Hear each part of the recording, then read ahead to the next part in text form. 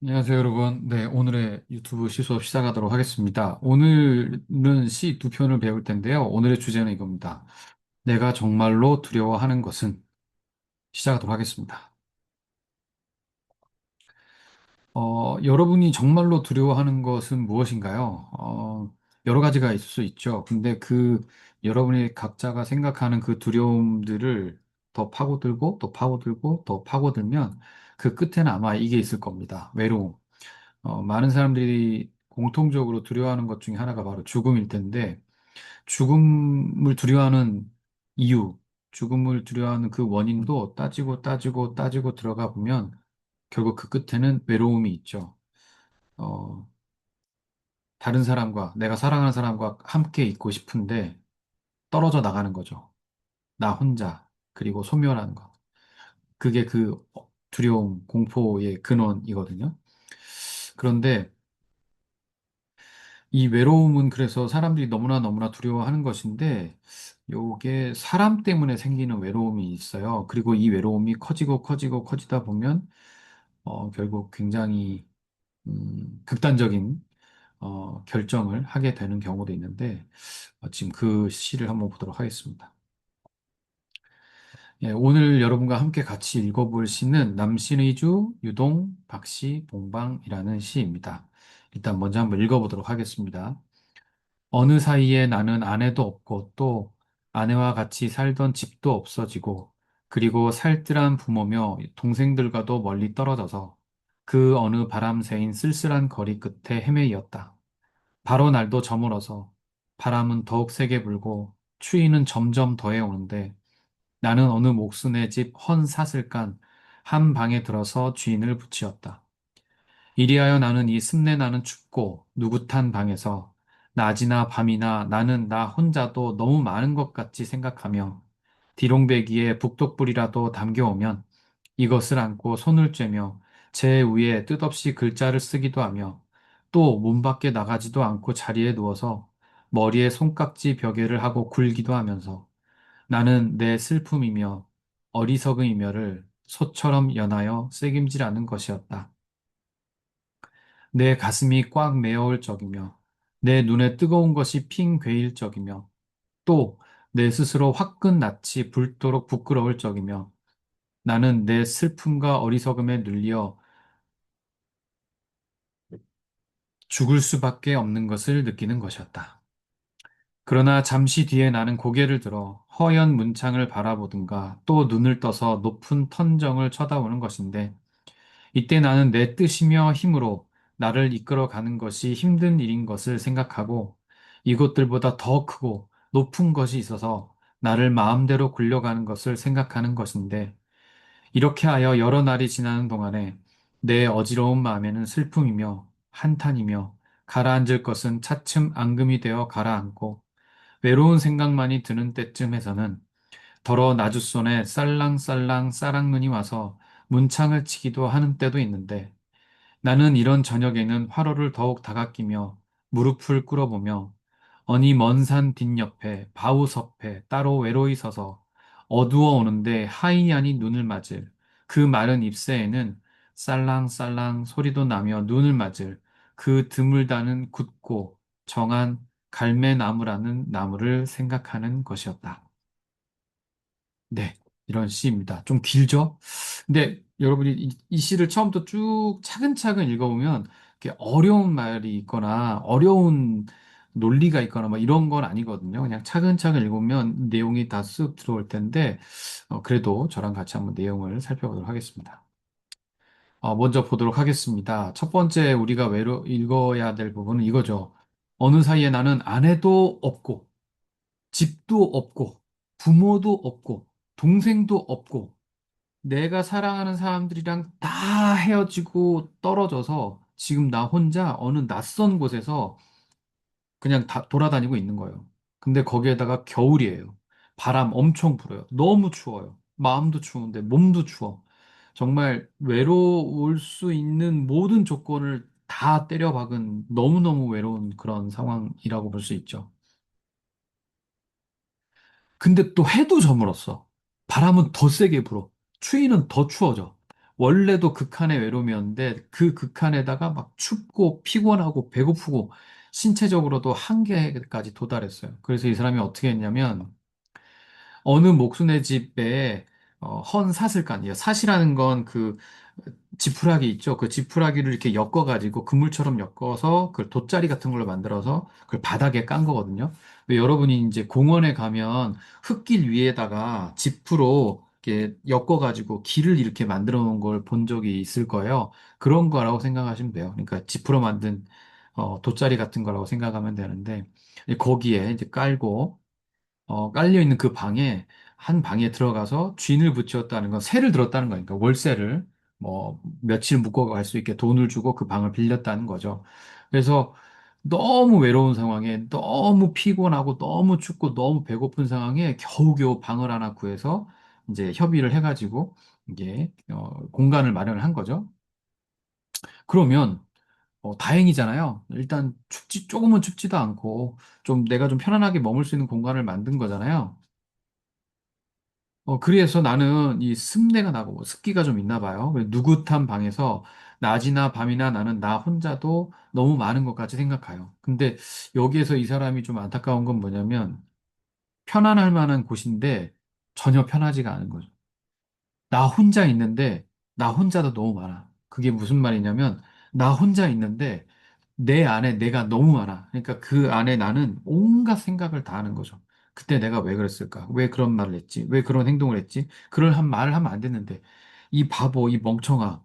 아니야, 잘했어. 그럴 수도 있지. 그게 왜 잘한 거야? 내가 나를 비난했다가, 칭찬했다가, 외면했다가, 분노했다가, 미워했다가, 좋아했다가, 온갖 소리를 내는 나로 이 방이 가득 차 있어가지고, 분명히 이 방 안에 나 혼자 있는데, 좁은 것 같아. 그만큼 생각이 너무너무너무 많은 거죠. 그런 상황인 거예요. 그래서 객관적인 상황으로는 조금 그래도 따뜻하고, 한가하고, 여유가 있어. 여기에 보면, 디롱백이라는 건 이게 길쭉한 항아리거든요. 그래서 이 항아리에다가 밑에는 모래를 좀 절반 정도 채우고, 그 위에다가 나무를 떼워서 그걸 숯으로 만들면 그 숯이 들어있는 이 항아리가 아주 뜨거워질 거 아니에요. 그 항아리를 방 안에 놓으면 여기가 되게 따뜻해져요. 근데 이거 여러분, 이거 실내에서 하면은 안 됩니다. 죽습니다. 요거는 어떤 곳에서만 가능하냐면 지금 이 사람이 머무고 있는 방이라고 하는 것은 사실 방이라고 할 만한 곳이 아니에요. 창고를 개조한 것이거든요. 그래서 그 벽에 구멍도 숭숭 뚫려 있고, 그리고 무엇보다 이 벽 위에 천장이 숭숭숭 뚫려 있어. 거의 동물들이 지내는, 가축들이 지내는 축사 같은 곳이어가지고, 겨우 바람을 피할 수 있는 정도, 그런 정도의 곳이에요. 그렇다는 건 무슨 말이죠? 그러니까 구멍이 많다는 건 바람이 잘 통한다는 거죠. 그래서 이 디롱배기에다가 흙을 채우고 수술을 올려도 그렇게 따뜻함을 유지해도 죽지는 않아. 왜냐하면 이 공기가 통할 수 있는 곳이거든요. 아무튼 그런 곳에서 그 디롱배기에 북덕불을 쬐면서 따뜻하게 있는데 이것을 안고 손을 째며 그 제 위에다가 뜻없이 막 글자도 쓰면서 문 밖에 나가지도 않고 자리에 뒹굴뒹굴 하면서 머리에 손깍지를 끼고 막 이랬다가 저랬다가 이렇게 있는데 그래서 겉으로 봐서는 아니 뭐 그냥 좀 편하게 있는 것 같아요. 뭐 조금 더 상상을 못했자면 캠핑 온 것 같아. 캠핑 온 것 같아요. 좀 불편하지만 캠핑 온 것 같아. 그런데 이 사람 마음은 지옥인 거죠. 어떤 지옥에 있냐면 나는 내 슬픔이며 어리석음이며를 소처럼 연하여 새김질하는 거 있는 거죠. 여기서 새김질이라는 건 밑속에 있는 걸 다시 꺼내서 씹는 걸 말하는 거거든요. 소는 위가 사람은 한 개인데 소는 여러 개가 있어요. 그래서 소는 풀을 먹을 때 그걸 그냥 막 먹어놔 그냥 씹어서 막 쟁여놔. 그 위에다가 막 쟁여놔요. 그러다가 이제 풀이 없는 상황에서는 그 풀을 위에 있는 풀을 다시 뽑아내. 그래서 그거를 입에서 다시 씹어가지고 삼키거든요. 그때서야 진짜 소화가 되는데 이런 소의 습성을 쇠김질이라고 표현하는 거죠. 그러니까 우리가 보통 되새김질이라고 하는 거, 그게 바로 쇠김질이에요. 그런데 이 사람은 어떤 걸 쇠김질하고 있냐면 내 슬픔을 막 집어넣어놔. 그때 당시에는 어떻게든 살아야 되고 어떻게든 이 상황을 돌파해야 되니까 슬퍼할 겨를이 없어. 나를 비난하고 뭐 어쩌고 할 겨를이 없어. 그냥 막 감정이 막 올라오는데 그거를 막 내 안에 막 집어넣어. 그리고 어떻게든 어떻게든 지나와서 지금 여기 있는 거예요. 이제 겨우 여유가 생기고 났더니 어떻게 하냐면 그때 내 슬픔을 다시 꺼내서 그거를 씹어. 그때 내 어리석음, 내 왜 이렇게 멍청한 놈, 바보 같은 놈, 그 원망을 다시 꺼내서 막 씹어. 그렇게 막 내 감정들을 다시 되새기고 되새기고 되새겼더니 가슴이 꽉 막히고 눈에서 눈물이 막 쏟아지고 얼굴 완전 빨개지면서 너무너무 화가 나. 너무너무 화가 나고 너무너무 부끄럽고 그렇게 감정을 되새기고 되새기고 되새겼더니 나중에는 그 감정이 가득 차고 가득 차고 가득 차서 어떤 결론이 나냐면 이런 결론이 나는 거죠.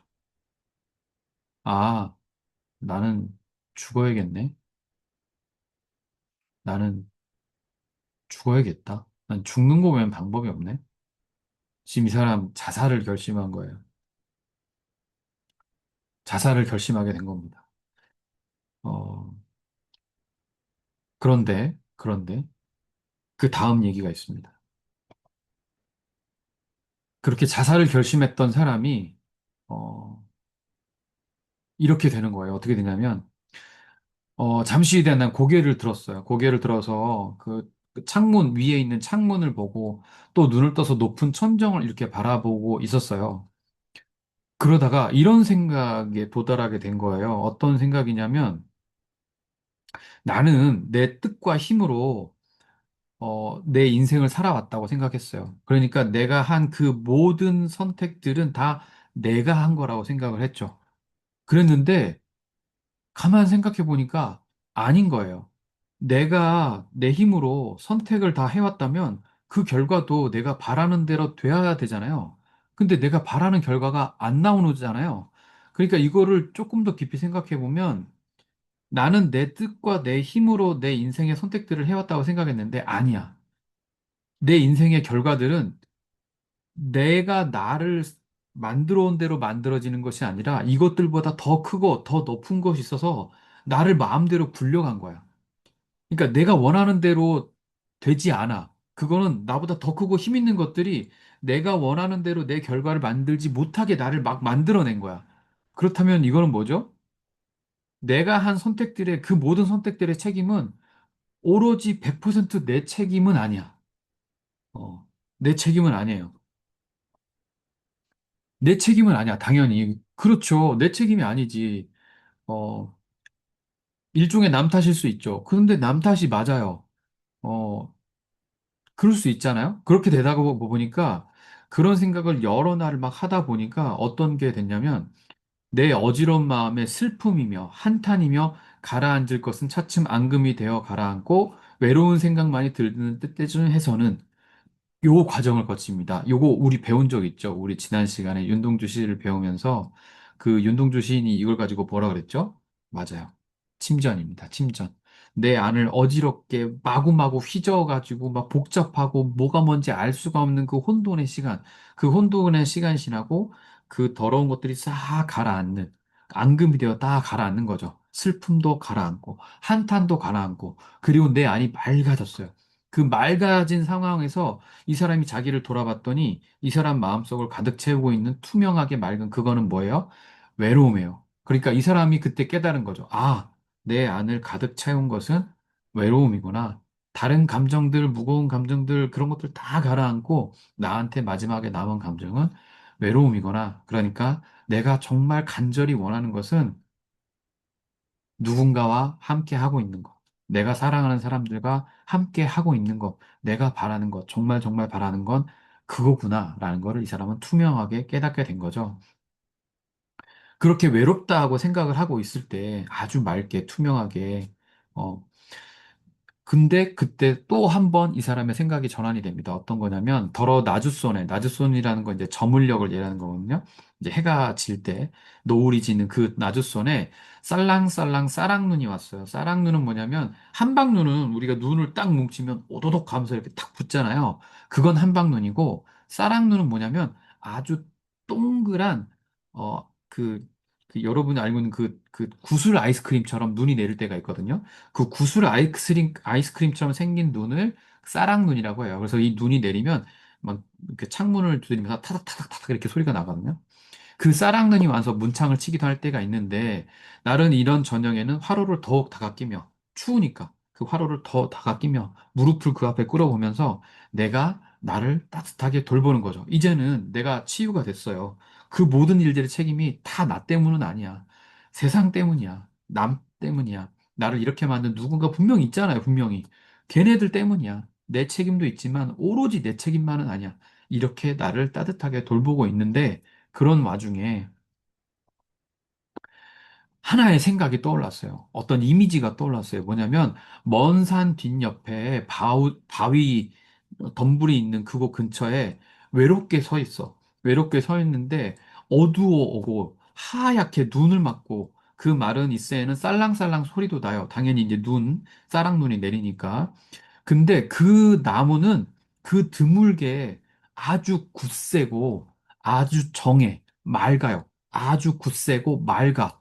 그 나무의 정체는 갈매나무라는 건데, 그러니까 이게 무슨 말이냐면, 내가 너무너무 외롭거든요. 근데 이 상황에 어떤 나무가 떠올랐어. 갈매나무란 나무가 떠올랐어요. 근데 그 나무는 나랑 비슷해요. 나처럼 외롭게 서 있어. 언덕 위에 눈을 맞으면서 날도 어두워오고 혼자 서 있거든?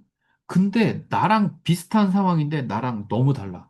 한마디로 말하면 나랑 비슷하게 외로운데 나는 외로워서 쭈그러져 있는데 이 나무는 멋있어.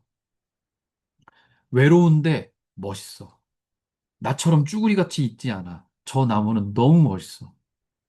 그래서 이 사람의 바람은 뭐예요? 나 지금 너무너무 외로운데 저렇게 되고 싶어. 저 나무처럼. 그럼 저 나무는 어떤 상태에 있는 건가요? 그걸 우리는 고독함이라고 합니다. 외롭지만 외롭지 않은 것. 혼자 있지만 외롭지 않은 것. 혼자 있지만 혼자 있으면서도 충분히 행복한 것. 그런 걸 우리는 고독함이라고 하거든요. 정리해 보겠습니다. 남신의주 유동 박씨 봉방이라는 시였습니다. 한 사람이 어떤 사정인지 모르겠지만 사랑하는 사람들과 다 떨어져서 너무너무 춥고 배고프고 허기지고 외로운 상황, 정말 정말 정말 극한의 외로운 상황에 있었는데 겨우 마음과 몸을 누일 만한 편안한 공간을 좀 마련하고 났더니 그때부터는 자기가 그 상황을 빠져나오느라고 정신없이 마음속에 꾹꾹 눌러뒀던 감정이 되새겨지고 되새겨지고 되새겨지면서 아, 나는 죽을 수밖에 없네 라고 생각하게 되었고요. 그러다가 이 사람이 생각이 좀 더 변하게 된 거는 아, 이것이 나만의 책임은 아니구나. 운명이라는 것이 있구나. 그렇다면 내가 선택한 그 모든 것들은 나만의 책임이 아니고 운명의 탓도 있다면 내 모든 책임은 아니니까 내가 죽을 이유는 안 되는 거죠. 그 모든 것이 내 책임은 아니니까. 그런 생각을 하다가 문득 떠올린 게 있는데, 저기에 나랑 비슷한 게 있네? 바로 갈매나무라는 나무인데, 저 나무도 나처럼 외롭고 춥고 어두운 곳에 혼자 있는데, 나랑 너무 다른 건 나는 외로움에 빠져 죽을 것 같은데, 근데 저 나무는 혼자 있는데도 외로워 보이지 않아요. 혼자 있는데도 추하지 않아요. 혼자 있음에도 충분히 멋있어. 고독해 보이는 거죠, 그걸. 그래서 아, 나는 외로운 존재가 아니라 고독한 존재가 되고 싶어 라고 생각하는 게 바로 이 시의 내용입니다. 이 시의 제목 잠깐 소개하면 이 시는 남신의주 유동 박씨 공방인데요.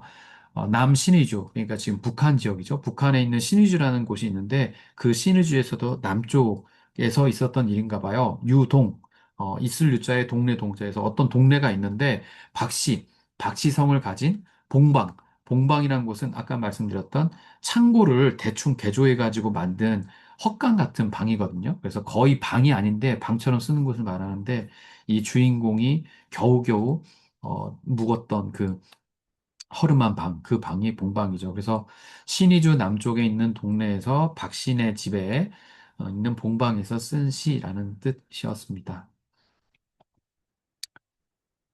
그래서 마지막으로 정리해 보자면 이 시에서 말하고자 하는 정말로 정말로 두려워하는 거의 한 사람을 죽음에까지 이르게 하는 두려운 감정은 바로 외로움이었습니다. 분명히 그렇죠. 우리는 누구나 외로움을 두려워하고 외롭지 않기를 너무나 너무나 간절히 바라죠. 그러다가 어떤 사정에 의해서 외롭게 됐는데 가만 생각해 보니 내가 이렇게 철저하게 외로워진 것은 오로지 다 내 책임이야. 나 때문이야. 라는 생각이 너무 심해지고 심해지고 심해지다 보면 그런 극단적인 생각까지 이르게 될 수 있죠. 그런데 그 극단적인 생각은 사실 맞지 않아요. 그렇게 상황이 된 거는 나의 책임도 분명히 없을 수는 없지만 이 상황의 책임도 있거든. 그리고 이 상황 속에는 다른 사람들의 책임도 분명히 있거든요. 그래서 어떻게 보면 이게 나만의 선택이 아니라 어떤 어쩔 수 없는 운명이기도 하다는 거죠. 그래서 이 사람은 어떻게 이 생각에서 빠져나왔냐면 나만의 책임이 아니야. 이거는 운명이라는 놈이 있어. 나를 이렇게 만든 운명이라는 게 있어. 걔 책임이야. 그러면 내가 죽을 이유는 없지. 이렇게 빠져나왔거든요. 그렇게 해서 마음에 어두운 마음이 좀 가라앉았는데 혼탁한 마음이 가라앉는데 그런 마음에도 마지막까지 남은 것은 외로움이었거든요. 근데 그 외로움에서도 이 사람이 빠져나오게 된 것은 이 갈매나무. 나처럼 너무나 절대적으로 외로운 상황임에도 불구하고 추하지 않아. 그리고 슬퍼 보이지 않아. 어두워 보이지 않아. 아주 멋있어. 굳고, 정하고, 굳세고, 맑아. 그런 멋있는 존재. 그 고독한 존재. 혼자 있어도 외롭지 않은 존재. 그 갈매나무를 보면서, 아, 나도 저렇게 되고 싶다. 정리하자면, 난 너무너무 지금 외롭지만, 난 외롭지 않고 싶어. 혼자 있으면서도 외롭지 않고 싶어. 라고 결론을 내리게 되는 그런 시였습니다. 음, 3단계 공감, 추론, 비판, 상상입니다. 그래서 여러분에게 같이 질문해보고 싶은 건 이런 게 있거든요. 네, 한번 이 중에서 또 여러분이 한번 질문을 선택해서 답을 한번 들어보고 싶습니다. 다음 시로 넘어가도록 하겠습니다.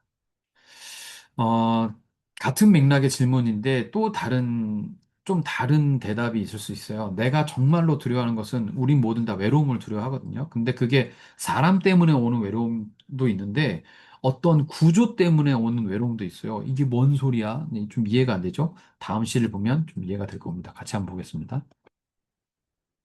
농무라는 시입니다. 이 농무라는 시는 농부들이 살아가면서 이 세상의 변화 때문에 어쩔 수 없이 소외되고 외롭게 되어버린 상황에 관한 시예요. 지금 제 뒤에 보이는 여러분이 보고 있는 이미지처럼 나는 평생 농업이라는 걸 배우고 농사 짓는 걸 배워서 이 농사 짓는 걸 잘 배워서 열심히 하면 굶지 않고 소박하게나마 잘 살 수 있을 줄 알았는데 내가 배운 대로 했는데 난 망했어. 어, 갑자기 공장이라는 게 생겼어. 그리고 사람들이 다 절로 몰려가. 그래서 내가 이제까지 배웠던 것이 아무 쓸모가 없게 돼 버렸어. 그래서 내가 열심히 일하면 일할수록 점점 가난해져. 너무 억울해. 너무 원통해. 왜 이런 거야? 왜 내 노력은 내가 노력한 만큼 보상을 나한테 주지 않는 거야? 이 원통함이 늦은 그런 상황이거든요. 그럼 도대체 어떤 상황이길래 이런 일들이 벌어졌는지 같이 한번 보도록 하겠습니다. 먼저 시를 한번 읽어볼게요. 징이 울린다. 막이 내렸다. 오동나무에 전등이 메어 달린 가선물대. 구경꾼이 돌아가고 난 텅 빈 운동장. 우리는 분이 얼룩진 얼굴로 학교 앞 소주집에 몰려 술을 마신다. 답답하고 고달프게 사는 것이 원통하다. 꽹가리를 앞장세워 장거리로 나서면 따라붙어 악을 쓰는 건 쪼무레기들 뿐. 처녀 애들은 기름집 담벽에 붙어서서 철없이 킬킬대는구나. 보름달은 밝아 어떤 녀석은 꺽정이처럼 울부짖고 또 어떤 녀석은 서리미처럼 헤헤대지만 이까짓 산구석에 처박혀 발버둥친들 무엇하랴. 비료값도 안 나오는 농사 따위야 아예 여편네에게나 맡겨두고 쇠전을 거쳐 도수장 앞에 와 돌 때 우리는 점점 신명이 난다. 한 다리를 들고 날라리를 불거나 고갯짓을 하고 어깨를 흔들거나. 네, 이런 시인데요. 같이 한번 보도록 하겠습니다.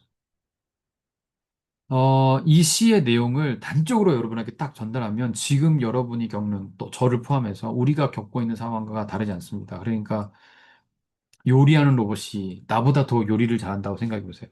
미용하는 로봇이 나와서 나보다 더 미용을 잘해. 그리고 패션 디자인 하는 로봇이 나타나서 나보다 더 옷을 잘 만들어. 이런 상황이 되면 나는 직업을 잃겠죠? 난 정말 열심히 하면, 내가 미용을 열심히 하면, 내가 요리를 열심히 하면, 내가 패션 디자인을 열심히 하면, 나는 내가 바라는 대로 꿈을 이루면서 행복하게 살 줄 알았는데, 돈을 벌면서. 그럴 수가 없네? 이게 뭐야? 그럼 내가 그동안 열심히 노력한 건 어떻게 보상받아? 이런 상황이 온 거랑 같은 거거든요. 그걸 좀 더 자세히 살펴볼게요. 대략적인 내용은 이렇습니다. 아마 학교 운동장에서 공연을 한 것 같아요. 여기서 말하는 농무라는 것은 여러분이 보통 생각하는 그 사물놀이, 그 사물놀이라고 할 수 있거든요. 근데 그 사물놀이는 이 농무에서 네 가지 악기만 딱 빼가지고 네 가지 악기를 중심으로 재구성한 게 그 사물놀이라고 하는 거고, 그 지인, 꽹과리, 장구, 북 요 네 가지 악기만. 근데 그게 아니고 요 네 가지 악기를 포함해서 뭐 대평소를 불고 앞에서 춤을 추고 그다음에 머리를 막 이렇게 헤드뱅잉을 하고 막 깃발을 들고 그 앞에서 공연을 하고 이런 것을 다 함께 하는 그 집단적인 공연이 바로 농무거든요. 그 농무 공연을 하는 사람들인 것 같아요. 이 사람들이 어느 날 학교 운동장을 빌려서 공연을 한 거죠. 그리고 그 공연이 끝나고 그 학교 앞에 있는 소주집에서 술을 마시고 있는 거예요. 그리고는 그 소주를 마실 때 얼굴에 그 분장을 했던 분장도 다 지우지 않고 오늘 고생했네, 오늘 그 연기 좋았어, 막 이렇게 하고 있는데 그 소주를 한 잔 마시는 그 농민들의 감정을 보여주는 거죠. 근데 그 농무를 마친 농민들의 감정이 오늘 공연에서 너무 좋았고 뿌듯하고 막 관객들과 같이 웃으면서 이게 아니고 너무 답답하고 너무 고달프고 무엇보다도 너무 억울해. 원통해. 마음이 너무 아파. 너무 괴로워. 왜 괴롭을까요? 그 이야기를 하는 겁니다. 이 사람들이 억울하고 이렇게 분통이 터지는 첫 번째 이유는 어, 시장거리에 그 많던 사람들은 다 사라지고 어린 애들밖에 없는 거예요. 그러니까 이 사람들이 예전에 농무 공연할 때는 그 운동장을 사람들이 꽉 채웠거든. 근데 그 사람들이 다 없어. 그 사람들이 다 없어. 그리고 그냥 애들 몇 명밖에 없는 거예요. 그러니까 인구가 줄어든 거죠. 이 마을을 꽉 채우던 그 젊은 사람들, 그 젊은 사람들은, 그 나이 든 사람들은 없어. 그리고는 세상이 어떻게 변했는지 모르는 젊은 사람들만 그냥 킥킥거리면서 웃고 있어. 아이고, 저게 뭐야? 저거 뭐 하고 있는 거야? 저거 옛날 사람들이 보던 거 아니야? 이런 식으로. 그러니까 너무 원통한 거죠. 공연자로서. 아니, 그 많던 사람들이 다 어디로 간 거야? 두 번째 억울하고 원통한 건 뭐냐면, 꺽정이 서림이처럼 울부짖는 거예요. 여기서 꺽정이랑 서림이는 임꺽정이라는 소설이 있거든요. 이 임꺽정이라는 소설은 조선 후기에 농민들과 평민들을 수탈해서 그들의 정당히 가져가야 될 그 몫을 다 뺏어가는 그 양반 귀족들에게 너무 분노해서 스스로 도적이 돼서 이 양반들과 싸우고 그 양반들, 부자 양반들에게 뺏은 재물들을 다시 가난한 사람에게 나눠줬던 조선 후기에 실제 있었던 그 도적을 주인공으로 쓴 소설이거든요. 그래서 이 소설에는 전국에 그 뛰어난 능력을 갖고 있는 그런 일반인, 농민들이 이 모여요. 임꺽정을 중심으로 해가지고. 그래서 정부를 대상으로 전쟁을 벌이거든요. 그 이야기인데, 여기에 주인공인 그 주인공, 거대 아주 강력한 힘을 가진 임꺽정, 그리고 이 임꺽정에게 아주 지혜로운 조언을 해서 전략을 짰던 서림이, 요 두 사람이 메인 주인공이라고 할 수 있는데, 이 사람들처럼 우리들도 정부에 대해서 너무너무 분노하고 정부랑 전쟁을 하고 싶을 정도로 너무너무 분노하는 거죠. 그런데 어, 무력감을 느끼는 거예요. 이 소설에서도 이 임꺽정과 서림이가 정부를 상대로 전쟁을 벌였지만 결국 실패했거든요. 그래서 결국 다 죽었거든요. 근데 이 시에 등장하는 우리 농민들은 그 정도 능력도 없어요. 정부를 향해서 전쟁을 벌일 만한 그런 능력도 없어요. 그래서 당연히 우리가 그렇게 전쟁을 벌이면 당연히 실패하겠죠. 그러니까 그런 무력감이 드는 거예요. 우리가 해서 뭐 하겠니? 이런 생각이 드는 거죠. 그런 패배감, 자괴감. 우리가 가진 힘이 아무것도 없어. 라는 그런 슬픔. 여기에 또 원통함 세 번째는 뭐냐면, 농사를 해도 전혀 수익이 나지 않아요. 농사를 지으려면 비료를 써야 되는데, 농사를 지으면 지을수록 빚만 늘어나. 농사를 지으려면 비료를 써야 되는데 비료를 사려면 돈을 줘야 되거든. 근데 그 비료값도 안 나와. 그러니까 너무너무 원통하는 거죠. 아니, 아무리 열심히 노력해도, 아무리 노력해도 빚만 늘어가면 내가 도대체 이걸 왜 하는 거야? 내 노력에 대한 정당한 보답은 왜 나한테 안 오는 거지? 이런 상황이 드는 거죠. 그래서 그런 상황에 이분들이 농무 공연을 하는 거예요. 그래서 그 술집에서 나와서 길거리를 다니면서 이제 길놀이라고 하는 길거리 공연을 하는데 일종의 버스킹을 하는 거죠. 버스킹을 하는데 두 가지 전혀 모순되는 감정이 부딪히는 거예요. 그러니까 전혀 신나지 않아. 상황은 너무너무 괴롭고 너무너무 원통해. 너무너무 원통하니까 이 원통함을 잊으려고 더 억지로 신나게 춤을 추고 신나게 북을 두드리고 신나게 노래를 불러. 그러면 정말로 신나요. 근데 신나면 신날수록 현실을 깨닫게 되니까 더 괴로워, 현실을 깨달으면. 그리고 현실이 괴로우면 괴로울수록 그 공연을 할 때 신나는 게 더 신나. 이 모순된 감정이 서로 치고받고 싸우면서 더 강렬해지는 거예요. 억울하고 분노하고 패배감과 자괴감이 클수록 더 신나고 더 신날수록 억울하고 분노감과 패배감과 자괴감이 더 커지는 거죠. 이런 모순된 감정이 막 섞이는 이런 역설적인 감정을 느끼고 있다고 볼 수 있습니다. 그러면 이분들이 왜 이런 상황이 벌어졌느냐? 이거는 약간 우리가 좀 그 경제적인 상황, 그때 역사적인 지식을 보면 이 시가 쓰여진 것은 1970년대 후반이었거든요. 그러면 이 농민들이 왜 이런 상황이 벌어졌냐면 1960년대부터 이런 상황이 벌어졌어요. 1950년대에 전쟁이 일어났고 전쟁이 끝난 다음에 완전히 이 한반도가 완전 폐허가 됐죠. 그래서 이 폐허가 된 이 한반도를 다시 살리려면 당연히 농업을 진흥시켜야 되는 거죠. 왜냐하면 먹고 살 게 없으니까 당장 먹을 거를 키워야 되잖아요. 그래서 농업을 엄청 장려했어요. 사람들이 다 농사를 짓게 만들었어요. 어, 전국에 황폐화된 농토를 다 정리해가지고 농민들에게 다 막 나눠줬거든요. 그러니까 사람들이 정말 열심히 농업을 지었겠죠? 그런데 그 와중에 사람들이 먹을 게 없으니까 미국에서 농산물을 지원해줬어요. 미국은 땅덩이가 넓고 넓고 넓어요. 넓어도 너무 넓어. 그래서 거기는 농산물이 남아 돌았거든요. 거기에서 그래서 밀가루, 쌀, 옥수수 이런 것들이 마구마구 한국에 지원을 해준 거죠.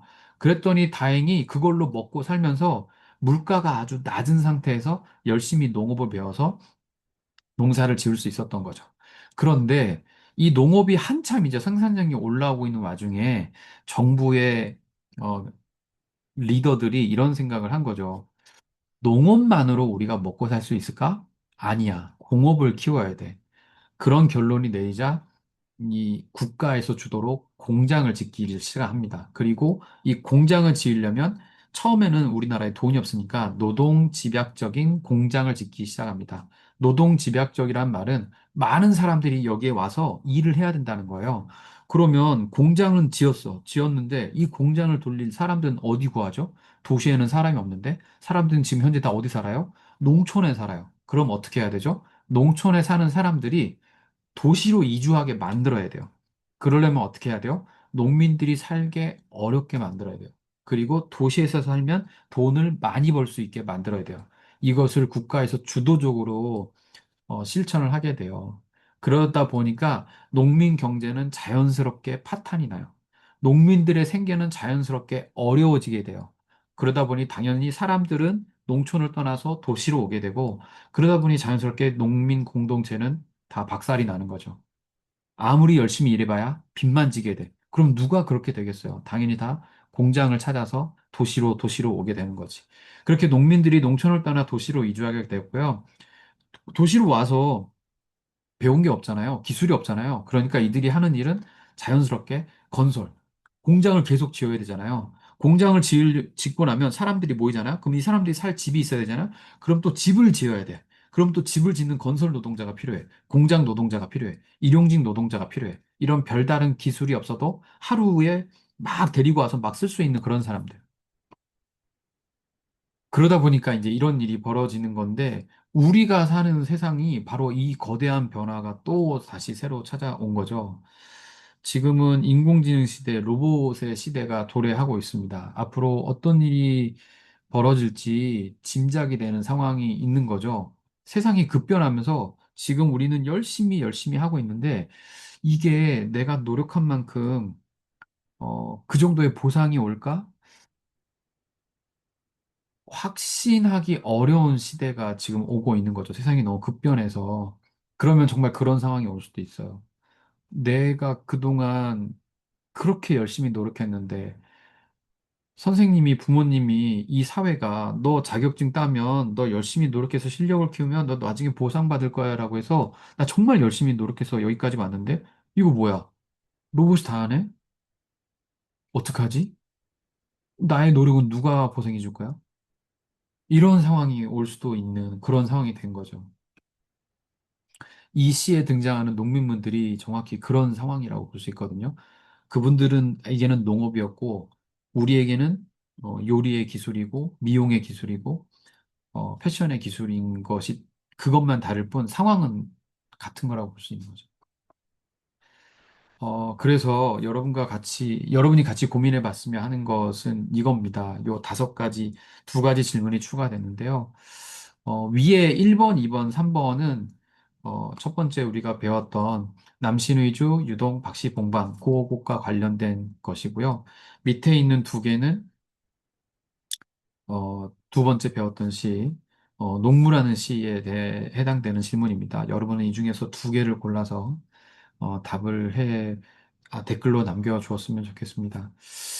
제가 먼저 좀 답을 하자면, 저는 이 중에서도 이제 두 가지를 택하고 싶은데, 음, 어, 저는 3번. 시 속에 내가 바라는 것은 무엇인가? 당신은 고독감을 느낀 적이 있는가? 언제 고독감을 느꼈는가? 시 속에 내가 바라는 것은, 최종적으로 바라는 것은 그거죠. 지금은 내가 아주 맑고 투명하게 나를 딱 들여다봤더니 내 안에 외로움이 가득 차 있어. 외로움이라는 건 혼자 있는데 내가 혼자 있고 싶어서 혼자 있는 게 아니라 남들하고 같이, 내가 사랑하는 사람들하고 같이 있고 싶은데 내가 떨어져 나온 거죠. 내 의지와 상관없이. 그때 느껴지는 감정이 외로움이거든요. 그러니까 이건 철저하게 타의에 의한, 자발적인 게 아니라 타의에 의한 혼자 있음이죠. 근데 이 사람이 마지막에 진짜 원하는 건 저 갈매나무 같은. 그러니까 내가 억지로 남들로부터 떨어져서 혼자 있는 게 아니라 내가 원해서 혼자 있는 것. 내가 원해서 혼자 있는데 외롭지 않아요. 혼자 있는데 충만해. 이렇게 되기를 바라는 것이거든요. 그래서 혼자 있지만 멋있어 보이는 그런 상태를 원하는 건데, 어, 저는 외로운 적이 있었죠. 저는 특히나 그 40춘기를 겪으면서 정말 모든 것이 다 의문스럽고, 마음에 안 들고, 제가 왜 그런 선택을 했는지 확신이 다 무너졌을 때 너무너무 외로웠죠. 너무너무 외로웠는데, 그 시기를 거치고 나서 제가 그 외로움에서 벗어났던 건 그때 문득 나를 웃게 만드는 것들이 있었어요. 어, 제 딸과 아들이 생각날 때 제가 어느새 문득 웃고 있더라고요. 제 아내를 떠올릴 때 문득 웃고 있고, 농부하는 제 모습을 보면서 문득 웃고 있고, 또 제가 좋아하는 책, 제가 좋아하는 영화를 생각하면서 문득 피식 웃고 있더라고요. 그렇게 내가 전혀 의도하지 않았는데 문득 나를 웃게 만드는 것, 그런 것들을 하나하나 찾아가면서 저는 외로움에서 벗어났던 것 같아요. 그래서 혼자 있어도 나를 문득 떠오르면 웃게 만드는 것들을 많이 많이 내 곁에 두게 되다 보니까 나중에는 혼자 있어도 외롭지 않더라고요. 혼자 있어도 얼마든지 즐겁고 재밌고 적어도 외롭지는 않더라고요. 혼자 있어도. 그렇게 해서 저는 그 고독감을 조금씩 조금씩 만들어 온 것 같아요. 그래서 지금은 혼자 있어도 네, 나름 재밌게 잘 살고 있는 것 같습니다. 그다음 마지막 5번. 세상이 나의 의지와 전혀 상관없이 변해갈 때 나는 어떤 감정이 들까? 그리고 나는 어떻게 대처할 것인가? 아, 너무너무 외로울 것 같아요. 정말 내가 그동안 열심히 노력하고 애쓴 것이 내가 바라는 만큼 보상을 받지 못한다? 그 너무너무 외로울 것 같거든요. 근데, 음, 근데 이거는 어떤 선택이라기보다 방법이 없는 것 같아요. 그런 상황이 되면 빨리 적응하는 것 외에는 어떠한 방법도 없는 것 같아요.